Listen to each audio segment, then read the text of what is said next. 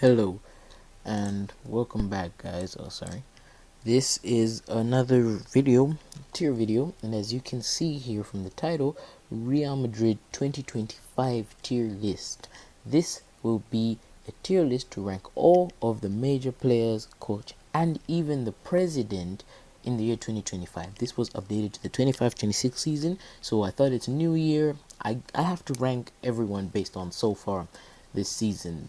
So as you can see here, we have every single player registered from the 25-26 season who has played for Real Madrid, and I will be ranking them, and these are the rankings. So if you check on top here, sorry, just give me a second. If you check up top here, we have S tier. That's the top. You guys already know how tier lists work. I don't think I need to be showing you, how it works, but S tier, that's top tier, that's like the cream of the cream, that's the top players you're gonna have. In team A tier, that's just great. So basically it's like superb, this is great, this is like, A is great, like amazing, this is good, this is like mid, they didn't do too well. And then F, just like the emoji next to it, this is like the players who are really, really, really questionable. I think I could even say crap. But I will not be harsh. I will not be harsh to anybody. I will be fair and honest. I will rank them from 2025 all the way until date, which is the last game we played in 2025. That is what I am ranking them based off. So the second half of the 2024-25 season and the first part of the 25-26 season. So let's just get accustomed. As you can see here, just to make sure I have the rundown of everybody, we have Fran Garcia, we have Rudiger, we have Raul Asensio, we have Andre Lunin, we have Fran Gonzalez, we have Dean Huijsen, we have Eder Militao, we have David Alaba, we have Dani Ceballos, Fede Valverde, Tchouaméni, Courtois, Ferland Mendy, Carvajal, Camavinga, Adagula, Vinicius Jr., Gonzalo Garcia, Endrick, Bellingham, Carreras, Mbappe, Masantuano, Trent Alexander-Arnold, Brahim Diaz, Rodrigo, and of course, as you can see, I said it is everybody, and it is everybody because we also have the big man. We have the coach, Xavi Alonso, and the president, Mr. Florentino Perez. So, without wasting any time, guys, let's get straight into the rankings. And first up, but before I start, by the way, again, I want to say have a happy new year. I hope you guys had a great new year, great festive period. I'm doing more for 2026 content with this channel, and I hope that you guys have an amazing 2026. And I just want to help you remind, just right real quick in case I forget to say it, if you feel like subscribing to the channel, please subscribe. I'm trying to get the subscribers up for this channel and do even more in 2026. I think I'll say the goal for January should be, because we're on like 6 subscribers right now, fairly new, fairly small amount, okay, really small amount. So I think we should get to about 12. Just add 6 more just this month, 6 every month by 12 months. Should be like quick maths. Let me do that. That's like 72 subscribers. 72 plus 6, 78 subscribers for the year. We can get to more if you want, but for this month, I'm just looking for 6 more. So if we can get to 12 subscribers, that would be great. Please make sure you leave a like, comment your thoughts on the videos and the episodes. For those of you on Spotify and Apple Podcasts, tier videos are kind of like for you guys, so I understand. But just follow the podcast. Go to YouTube, subscribe, leave your comments, hit notifications so you're always notified when I drop a new video, and leave a like on the episode. So first up on the ranking list is Fran Garcia. Fran Garcia is an interesting one. How would I rank him last season? Last season, I would say the second half of the season, he wasn't too bad. He obviously had to come in clutch for us because Ferland Mendy got injured, and then we were having that like defensive just breakdown last season where we didn't have defenders at periods. Valverde had to play right back a lot last season. But Fran, I think he did that role of like taking over Mendy's space fairly good. But I will say, in my opinion, it's just my personal opinion, you can come at me if you want, I think he was better at the end of 2024 than he was at the start of 2025. I feel he had a bit of a dip and a fall off, and I think it was that injury he had. So for me, I would say Fran Garcia in 2025 has been a C-tier player.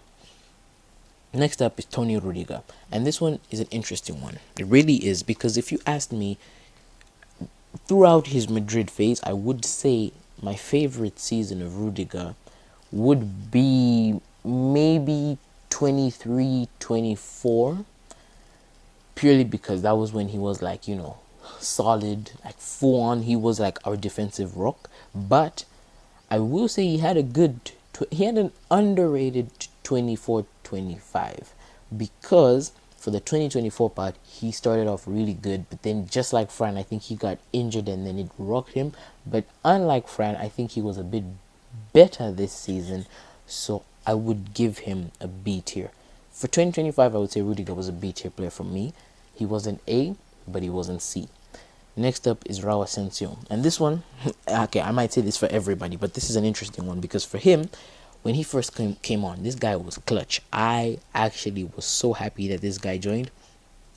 He just, the narrative with him, it's like, I've been saying this, he's like a Junior Ramos. I call him Junior Ramos, guys, and I'll continue to call him that because I feel like this guy knows how to be a solid defender on his best day. The only problem, and it's something we saw like in the later stages of the season, like at the ending of the 24-25 season going into the Club World Cup, is he started to get a bit impulsive. He started to get into this, rushing mentality and started becoming a bit too leaning into those negative sides of Sergio Ramos, if you know what we mean. So he became sloppy, became impulsive, and I don't like when he plays like that. But on his day, this guy is someone to actually fear. And I can tell you, go watch the City versus Madrid game in the playoffs last season. Go watch that first leg, see his performance. That's him on a good day. But him on a bad day, go watch the PSG game. You see that. So for me in 2025, I think I can say he's been C tier. You can put him right next to Fran. Lunin, interesting year for him because for the first parts of the 25-26 season, so the ending of 2025, he didn't really play. I think he played 2 games this season, but he saved us very well in the second one. That was the Copa del Rey one against, I think it was Traleva. He was very, very, very good in that game.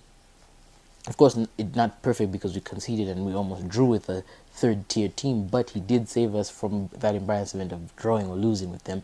But if you say the end of the other season, with Looney, it's always interesting. He'll come in and he'll give you he's like a demo version of a keeper for us, because he'll come in and give you like the best month of like goalkeeping, consistency, some bad game, but like some very good games. And then of course Courtois comes in, you pay for the full version now, and it's like you just have to put him on the side because it's unfair. But so I would say I won't be too harsh, but I can't be too kind and say he's B tier because I haven't seen enough. So I can say he was C tier.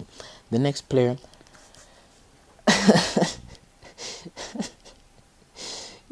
guys, did Fran Gonzalez play a single game for us last season? I don't think you did, so I think by default you just have to go here because I don't think you played a single game. So it would be very harsh to put you on a tier with anyone else. That's just evil. Next up is Dean Huijsen. For me, Dean, I will say this guy. Guys, I love this kid. I love Dean Huijsen, and I thank him for choosing Real Madrid, even though we chose him, but he had to choose us too. And I love him because this guy is one of the most composed defenders playing the game right now.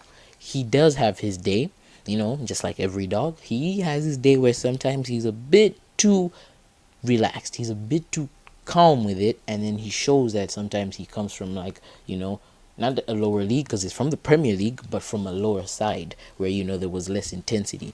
But he has shown on his day that he can handle the best of the best. This guy, his passing is incredible. His composure is just insane. He is one of those people who I'm certified as the future of my team. So for that, especially for 2025, what I've seen so far from this season, even though he's been a little bit injured for most parts, I can say he's already shown me his B tier. And I'm not even being harsh. I just actually believe it. He's been a B tier player for that second, the latter stages of 2025 that I've seen him in. Next up is Eder Militao. This one's very funny. This guy got injured, right? And this guy tore his ACL after the Bellingham 23-24 season. And then 24-25 comes in, right? And he's injured for the most part throughout that season, so it affected him. But then in the later stages, starting from I think it was the Club World Cup, he came back. Or before the Club World Cup, he came back and then he tore his other ACL. So both knees. He tore his ACL in both knees. And you guys know what an ACL does to a player. Now, can you imagine tearing both your ACLs? And this guy was written off. I wrote him off. I said, I love you, Militao. You gave me some amazing seasons. The 2022 season, the 24 season. This guy, I wrote him off. I said, okay, I won't even be harsh. I know it's just that time where we start putting you out back, putting one in between the eyes and letting you go. But then I don't know what form of witchcraft that Eder Militao has around him, because this guy came back in the Club World Cup, and since then, for the most part, a greater part of his time in the later stages of 2025, this guy has been dropping some banger after banger performances in the back line there. This guy was one of, if you would not believe me if I told you that, I think I can say he's been one of the best defenders of 2025 for us. And this is someone who didn't even play much, because when he came on and he's just got this composure. It's almost like the ACLs ran back the clock for him. I don't know how to explain this, but Eder Militao came back from a double ACL injury and has been composed, has been consistent, and I was so upset that he got injured, and I wish him the most speediest, fastest recovery, because we need this guy. I almost wrote him off, just like the guy next to him, but this guy, he shocked me. I think I can say he's been one of, if not just the most, you know, what's the word I'm looking for? He's been one of the best defenders I've watched this season, because our defensive line in 2025 has been absolutely cheeks. But this guy here, I think it's more than enough to give him an A tier. You can come at me if you don't agree. Leave it in the comments what you think. But for me, Militao, go watch his games. This guy was clutch. El Clasico, clutch before he got injured. Not PSG's. Who did we play? I forgot we had a big game in the Champions League. This guy was clutch. In the league, he's been dropping some composed performances, and I hope he gets healthy. I'm putting him in A tier. I'm not changing my mind. Alaba, it's not waste time. I haven't even seen you play football in like 2 years now. Yeah, but he's just been injured. I think Alaba knows. I think even he knows that now his time. I think he's about to actually like either go to a Saudi MLS type Japan, or he's just lacing up the boots and putting them on the hook, because this guy knows that it's his time is over. For a long part, there was actually a time where he like stopped being injured, came back, he played good, then he got injured again, and then I heard that he stopped being injured, but I just didn't know because he was just on the bench. This guy, man, like, what can I say, man? David Alaba, he's like, you're a legend, but you're done. Ceballos, I can say for 2025 has been okay. Because the thing with Ceballos, if we're all being honest, like, football fans, Madrid fans, sorry. The thing, if we're being honest, is that this guy, no one really expects like a Kevin De Bruyne-esque season from Ceballos. And it's not even harsh. It's just like, it's something I've noticed. It's genuinely, not everyone, is meant to be that Zidane, Modric, Cruz, Xavi, Iniesta, Maradona, Pirlo, like top tier, A plus plus super plus tier midfielders. Some people are just meant to be jobbers. They're meant to be jobbers in the sense that they just do the job. They just come in when the main guys are maybe injured or tired. They come in, do their thing. But with this guy, I want you to know that I'm not disrespecting him when I say that. I mean, he is a jobber in Real Madrid. I can certify you, apart from maybe us, Barcelona, Atletico Madrid, Bilbao, and Sevilla fallen off, Villarreal, apart from the top, like maybe top 6 of La Liga, this guy can enter any other team and be their starting midfielder and shine. He will shine, because this guy was still being seen as a good enough, like impressively seen midfielder, playing with Cruz, playing with Modric, playing with Bellingham in that season, playing with Camavinga in 2022, playing with Tchouaméni in 2022. This guy was still being seen. We still didn't forget about his name. We still didn't forget he existed. And playing with Valverde. This and that for me is enough to show that you are actually a class midfielder. And for 2025, he came clutch in a lot of those moments, because I think in a lot of those moments where people were injured, and if we didn't have Ceballos, I would not have liked to watch my team. So for that reason, I think I can even put Ceballos right next to Dean Huijsen. Consistency was there. Very few actually bad performances. This guy gets it from me. Next up is Federico Valverde. This guy, man, if you guys have been watching the videos on this channel or listening to the podcast on Spotify or Apple Podcasts or all the other platforms, you will know I have been talking about how great Federico Valverde is and how important Federico Valverde is to my club. And if you watched my Ballon d'Or episodes or listened to them, you know that even from when the list of the top 30 men was released, I said that we could not have Jude Bellingham in that list. We could not have Vinicius Jr. in that list and not have Federico Valverde on that list. That was the biggest snub in my club, and maybe even in the Ballon d'Or, aside from maybe the actual winners and ranking on the day. But this guy is one of the most consistent players not in my club, bar the whole football world. This guy, he is the ultimate reliable player, and I know a lot of people like to snub him for it by putting that label of, what's that saying they say, jack of all trades, master of none. I understand that, and I do hear the validity. Of course, when it comes to pure midfield brilliance, I don't think I can compare him to like the levels of a Pedri or a Musiala. He's not in that league. Let's be honest, he's just not. But when you say a jack of all trades, master of none, is still better than a guy who is a master of one but cannot perform it at the level and consistency that this guy does it. Because if he is a jack of all trades, he has some inkling in every factor that he can play in, but he's not uniquely, specially gifted or like top tier in any of them. I would still take him, and I've said this on this channel a lot of times. I would still take him over Musiala, who gets injured, or Pedri, who gets injured, or a Bellingham who sometimes is inconsistent with his performances. And I'm not even hating on those guys, but I just mean that's why I love Federico Valverde. He may not be the best attacking midfielder in the world. He may not be the best right winger in the world. He may not be the best CDM in the world. He may not be the best central midfielder in the world. He may not be even the best right back in the world, of course. But the simple fact, he's good enough in playing in all of those positions, and this guy rarely gets injured for us, is more than enough for me to tell you that this guy is an S tier player. For Madrid, for football, I rank him there because very few people, and I mean this point let me stress it, very few players today still do what this guy does. There were, I think, a long time ago, we had a lot of players who could do what he could do, like players who were reliable. I can give an example of a Wayne Rooney. That guy was playing 10, that guy was playing 8, that guy was playing strike.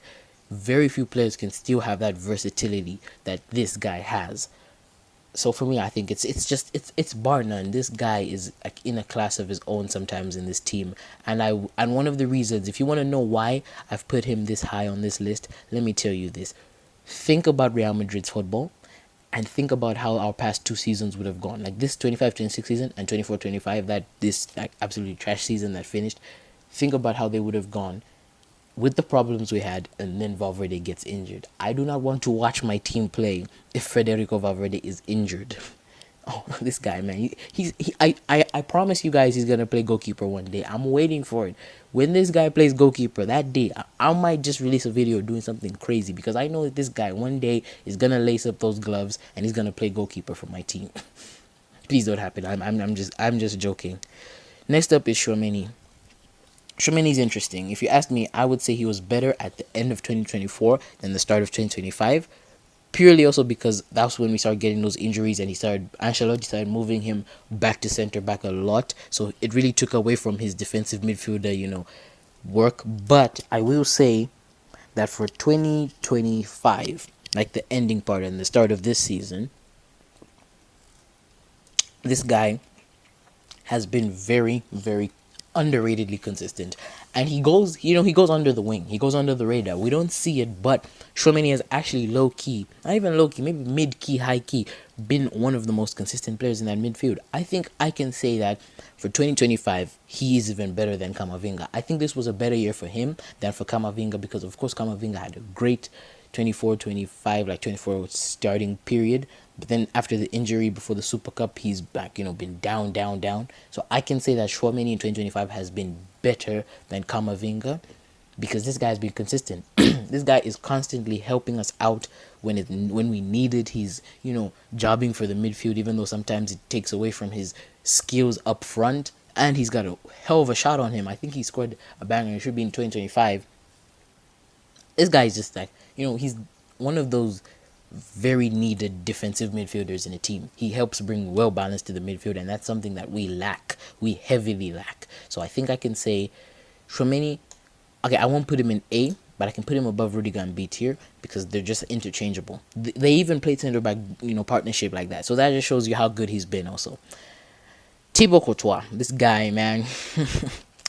Thibaut Courtois for me, I would hate if you want to torture me. Let me give you some free tips. If you want to put me through agonizing like headaches, migraines, pain, emotional damage, make me watch Real Madrid's clutch games that are big games. Make me watch them and remove Thibaut Courtois from my team. You will give me more torture than I think you making me watch the 2019 season again, because it will basically be the same type of results. Because there are times in those games, there are times in our games, there have been times even in our games last year in 2025 where this guy did things that I could not believe. I perceived them with my eyes, but could not believe how we ended up so lucky to have this guy in goals. This guy is just is not even underrated. He's not even overrated. He's highly rated, and everyone agrees that it's valid because Thibaut Courtois is one of the most important players in this team. Remove him, leave that defense of last season. We are not even finishing in that quarterfinal spot that Arsenal knocked us out from, because Atletico Madrid would have beaten us. City would have beaten us. We might have not made it out of the league phase. This guy is so important. I love Thibaut Courtois. This guy is the keeper you want. And I hate that Barcelona have signed Juan Garcia, because he's looking, from the looks of what he's done so far, they've looking like they've marked that spot also. Because to be a championship team, I've seen you need a very strong, consistent keeper, and Thibaut Courtois is almost the top tier of that, because it just keeps changing. It's either this season he's fighting against Alisson, or this season he's fighting against Emi Martinez, and then this recent season, fighting against Donnarumma, but he's been consistently, I think, at the top of goalkeepers for the last 5-6 years, in my opinion. So I have to just put him S tier. Ferland Mendy, I'm not going to waste too much time. You were inconsistent, injured for the most parts of 2024-25, came for some parts of the 2025 season, but then got injured again. I think it's a disservice to say that he's the same level as these guys, especially because Fran had to be clutch because you were not good enough. So I think I can put him here. But I'll put him here. He's top of the F tier because, he's better than this guy. That's a disservice to Alaba. Yeah. Carvajal, amazing. Of course, last season, just, absolutely tore it apart coming from that Ballon d'Or campaign season he had in 24. And then obviously had the ACL, nasty injury. I don't even want to remember. Like, I watched that live and I don't want to remember how it looked. It was just nasty. We actually saw his knee pop up and his leg like full on bend the other way. So the injury really affected him. But for the most part, still wasn't that bad. I think I could put him C tier. I put him above Lunin, but just behind these guys. I think he will C tier this year. Not the best I've seen from Carvajal, but also not the worst. Camavinga. This guy interesting. I said it. I said Chouameni is better than you, so already I don't think I can put you in a B tier position. I think I can say C tier because, it's had a good year. Good, just maybe below good at times, but for 25, the ending of the 24-25, you were better, and then you came back. You've been a bit consistent, had some good games, so I think, I would say you've been C tier. Arda Güler, this guy, I was waiting for his, because this guy is interesting. This guy is interesting because if you go from the 24-25 season, which is the Ancelotti season, everyone knows the narrative. This guy didn't play anything. He played like what? I remember Sir Buzzline even posted his minutes on his story. He played like 1,072 minutes from the whole 24-25 season up into that international break, and I don't think he played even much more. I think the most he played was at the end of the season because Ancelotti already realized this is done. I'm not renewing and they're not going to renew me, so I might as well just start giving these youngsters some shots. That's when we started seeing more of Arda Güler, and I regret that decision. Not of him making us see more out of Arda Güler. I mean, regret the decision of him not having played him more that season, because I didn't know that this was the gem that was being hidden. I think Xavi Alonso, for what it's worth, no matter how bad it gets, no matter how harsh the times get for him, and no matter how many narratives are painted over him of being a bad manager or not managing to handle this team. I will always thank him for one thing, and that is not leaving Ardagula on the bench or letting him go out on loan, because this kid is a gem. Solely ranking off 24-25 F tier. I didn't see much of you. Maybe I even saw Ferland Mendy more. But coming from the Club World Cup, when we started that, the off season, from the Club World Cup to date, this guy has been actually one of the best players in our team.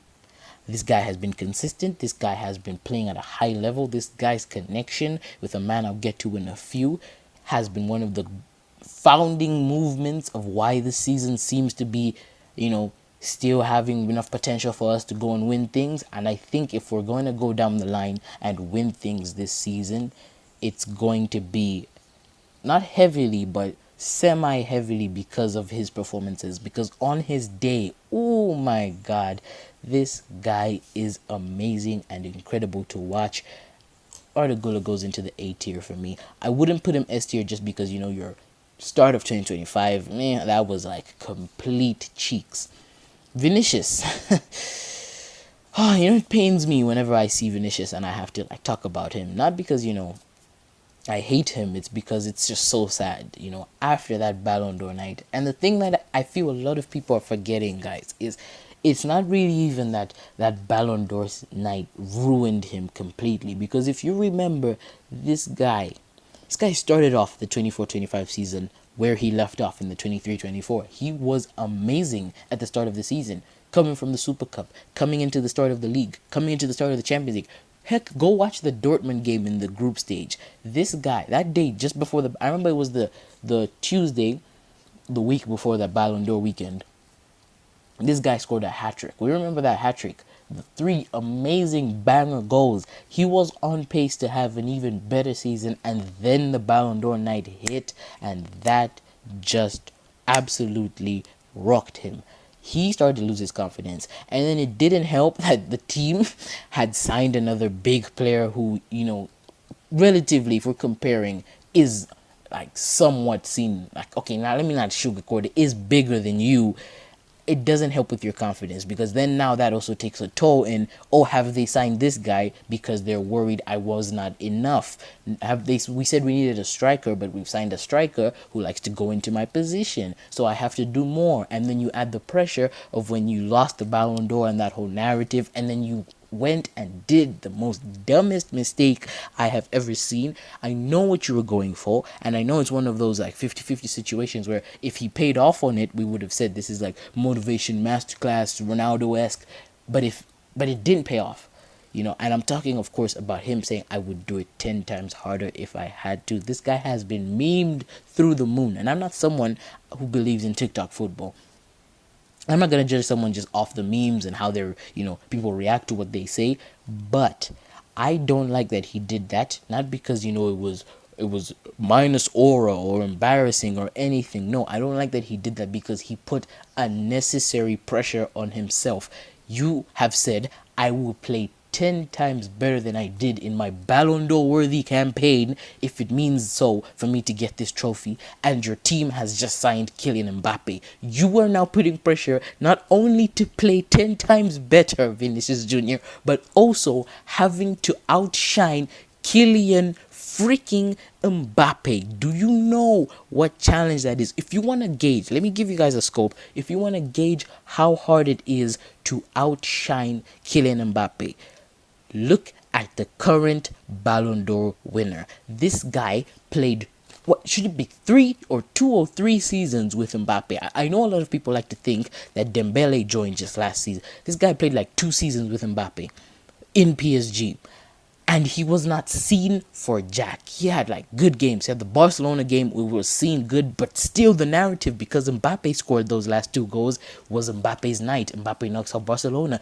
That is how crazy it is. And then Mbappe moves out, and the immediate season after, Dembele wins a treble with PSG and wins the Ballon d'Or. So that should show you. I think that's the perfect representation of how good you can be, but when you are in a team with Kylian freaking Mbappe, you have to take that second slot. You have to be second. So you're already trying to break that mode and say, no, we can be on the same level. On top of telling everyone I would do it 10 times harder, I would play 10 times better. This guy put too much pressure on himself and it completely ate him up. It crumbled him and he fell. He faltered, and that season that he had last year was a perfect example of just pressure getting to your head and everything just being so noisy and you can't control it. I don't know why he did that till this day. I do understand why he did that, but I just can't reason. It would be better if he just said like something like, I understand that I know what he was trying to go for, but a better way to do it would have been to say, I will do better next season. I will try harder so that, like what Rafinha said, like before Rafinha now got to it and said, I just don't care. I'll win things with Barcelona. He said, okay, I'll just work hard. I don't mind this. If I feel like I deserved it, they didn't see me, I was snubbed, whatever, I'll work hard and win for the team. Say that. No one's gonna look at you finishing second and say, oh, you're mid, you're whack. No one was going to say that to Vinicius Jr., and that's the problem. No one was going to say that to you, so you put it on yourself. But for 2025, this was, I can say, on par, his second worst season as a Real Madrid player since he joined us. Of course, we all know the first season, 2019, that's Cheeks Pro Max. That was like the worst. So for me, Vinicius Jr., I think I can put you right here, because you started 24-25 somewhat good and you were not obscenely cheeks. You've had some good games, but it's just not enough. I can't put you in B tier. I am sorry. Next up, Gonzalo Garcia. This guy joined in the second part of 2025, and from the Club World Cup, just from what I've seen in that, this guy S tier player. I'm just, but like genuinely, that was impressive. That was amazing. I hope for the future to be bright for this guy. This guy he's a natural talented number 9. He's an OG. For those people who love OG number 9s, those Haaland type of number 9s, watch out for this guy. I hope we don't, like sell him down the line because he can't like outshine Mbappe. But when his time comes, I hope he takes his opportunity. But from what I've seen so far, future looks bright, but I can't put you in B tier because you've just been there too short. I've seen too little to say that you've been a B tier player. I didn't even really know you at the start of 2025. So Endrick, he would have been similar to Arda Güler, except for the fact that Xavi Alonso also didn't give you your starts. So I can say I'll put you at the end of C tier. There's nothing. It's Endrick. I mean, this kid is just unfortunate. It's unfortunate. You came and then we said, like, you came as the replacement for the striker that Joselu left that spot for, and then we signed Mbappe. You were never gonna start over him, and then even when you were supposed to, the coach really didn't put you in, and then we got a new coach, and then we got a new youngster striker. So it was always going to be like you were just never going to be the one to take the spotlight. So unfortunate, but he did have that. By the way, this guy, shout out to his debut. I still remember that debut goal. Amazing goal.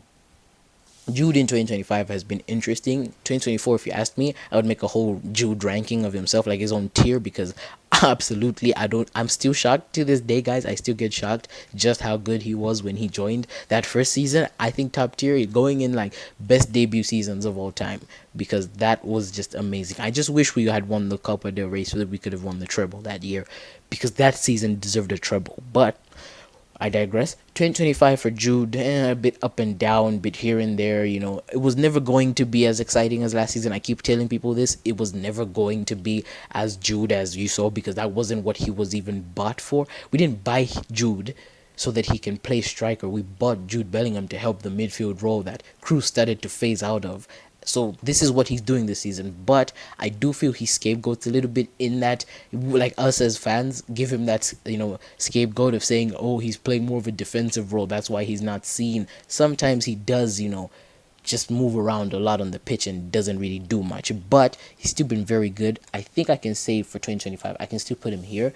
Maybe, Gonzalo Garcia, you come here. Maybe top C tier. Okay, if I could make it, he's somewhere in the middle of these two. So I'll leave him here at the back of the B tier, but he's somewhere in the middle there. Carreras, fairly new, just like these Gonzalo Garcias. He didn't play for me in 2025. Came in the Club World Cup, looked alright. This guy has a bright future if he stays composed. When he's composed, Very good left back, very, very good to watch, very interesting, very defensively sound, but nothing too exciting. So I think I'd put you. I feel like I would be harsh if I put him above Hendrick. But I haven't really seen Hendrick do anything, guys. So I think I can say I'll leave you there. Franco Mastantuano, this guy has been okay. Okay. But what did you expect? Like, what was I gonna put him in F? Was I gonna put him in C? Was I gonna put him in B? Was I gonna put this guy is the entire reason that I still support and watch this team from last season. So, Franco Mastantuano, this guy. Okay. Mastantuano recently came in. I've seen you play like 10 games. From what I've seen, you have potential, but don't let it get to your head. Sometimes he's a bit too like, what's the word I'm looking for? I know the word in my language. I don't know the word in English. Sometimes you're a bit like clueless, and I don't like that. So I'll put you right next to Carreras. Trent, same thing. Good defender on his day. I'm not gonna be one of those people who start switching up the narrative and saying like, oh, Trent is now one of the best right backs in the world. But just the season before, I would bash him and say, oh, this guy can't stay in his position. Liverpool fans, why are you hyping him? He still has that problem. I hope that in this team, I think we favor it a bit more. I'll actually be honest. I think we favor Trent's type of right back playing more than Liverpool did, because to some degree Liverpool did need a right back who can stay at right back, because we saw it in the Liverpool game. Look at Bradley. They need that because Konate isn't the best always at being fast to move through both positions. So it was always like a bit detrimental to them. On the left side, Robertson stays back, and Van Dijk, he's like just a block. He can hold the whole back line himself on his day. So they had that balance. But with Trent in Madrid, especially in Xavi's system, because Xavi's someone who likes to play 3-4-3, so it favors the right side playing like a wing back and not a right back, like central defensive right back. So I would say there's a lot of potential for him in this team if he's smart and he stays composed. But from what I've seen, I can see all the new guys, you're just gonna sit here. Maybe I'm being mean. Maybe Hendrick being here is a bit mean. You know what? I'll put you there. Brahim 24-25, actually surprisingly okay, good at times, great on that one game, that City game, the first leg. But I have a problem with this guy. Sometimes this guy's a fraud. This guy sometimes has mid performances that people don't talk about. I think it's also sad because it's solely because people just don't care enough to talk about Brahim Diaz's performances. But this guy, he scapegoats sometimes. But you're not bad. You're not like near Jude, but you're like somewhere here. Maybe, yeah, just right there. You know what, Lunin, gotta give my props where props are due. Put you there. Yeah, that's why I would rank him. Next up, Rodrigo, of course, 24-25. Harsh season for him, for having a bit of a fallout with his father, Ancelotti, didn't really have that best relationship because he said, I want to start playing more on the left. But he was like, no, go to the right side and stay there and stop complaining or I'll bench you. And then he said, okay, then I'll leave. And there was all that leave, like Rodrigo leaving. And then the fans, we sort of turned on him, but like in a positive way. Not like we hate him. We just said, you know what? If you have to go, you have to go. We won't hold you back. We want to see your career flourish. Though with links with Arsenal, he never went there. So, Rodrigo, at the end of the 24-25, not the best, but for 25, he's recently started picking up form. He's been amazing. He's been good. I hope he continues. But I have to be honest, not your best year. Right next to your brother there. I think your brother was slightly better than you. So right next to your brother Vinicius, right there in the C chair. So guys, at this point, we have ranked every single player who has played a game. I'm looking at you. Who has played a game for Real Madrid. Now, we remain with two important rankings, and that is the manager and the president. And the criteria which I'll be judging Mr. Xavi Alonso on will be different because, of course, he has not played any games. I cannot say you scored 0 goals, so go in F tier. But I will be judging of what I have seen with the team coming from where we were last season's ending. I'm impressed. I know right now, like at the time you guys were probably watching this, we have had a bit of a fall off and people are starting to realize that we're not that better than we were, like we thought we were. But this guy, when he won the manager of the month, I think that was October or November, this guy Started off very well. Club World Cup, he took that team, and even if people like to, dunk on us for getting absolutely whipped to the ass by PSG, we still reached the semifinals. And you can say, oh, luck of the draw, but we didn't really play the easiest of teams. The Dortmund and the Juve we played weren't the easiest. Dortmund were coming off that season where they reached the quarterfinals of the Champions League.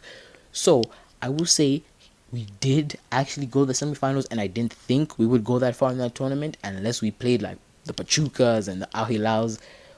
But I'm impressed. But then, of course, like the PSG game and like the Atletico Madrid game, and what I actually feared their Clasico would have been, thank God it wasn't, is he's had games that have shown us that he's brought us to this level, but we're still not quite there.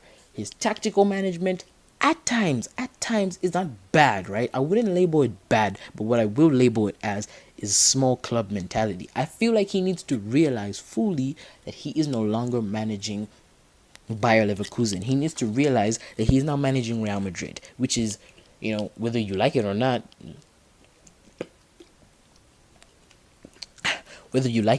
is actually one of the best, if not the best team in the world. I'm not talking about best like that. I mean biggest. It's the biggest and hardest team to manage in the world because there's just so much expectation and there's so many big stars. As you can just look at this tier list, guys. Look at the players this guy has to manage. And he's coming from managing Florian Wirtz, who's been amazing, but no one's gonna, say, oh, you're benching Wirtz. No ESPN is gonna be posting on a weekly basis about how you were benching Jonathan Tah, or you were benching Wirtz, or you were benching Frimpong at Leverkusen. Here you bench Vinicius one day, look at it, it's big news. People are like, oh, they hate each other, oh, they're gonna fight, oh, apparently Vinicius Jr. insulted Xavi Alonso's mother. What? At Real Madrid, any decision you made, you're not under a microscope. You're under a microscope that's under another microscope. They can see through you. They see everything you do. So I need him to realize that this is a big stage. He needs to handle these players like big players. He needs to handle this job like he's managing a top-tier team. And when he does that, he will find what works best. But he has been good. I would say, if I'm ranking where we ended in 2025 with Ancelotti and where we are at the end of the year 2025, two very different teams. I actually have games where I enjoy watching us as opposed to last season. So I would say for that reason, he can sit in the B tier. He can be B tier because he's been above average. He's been good. Perez. How I'm going to rank Perez is on some few things. One, of course, the stadium and what he did as a president for the year was amazing. Two, we haven't gone through too much financial crises.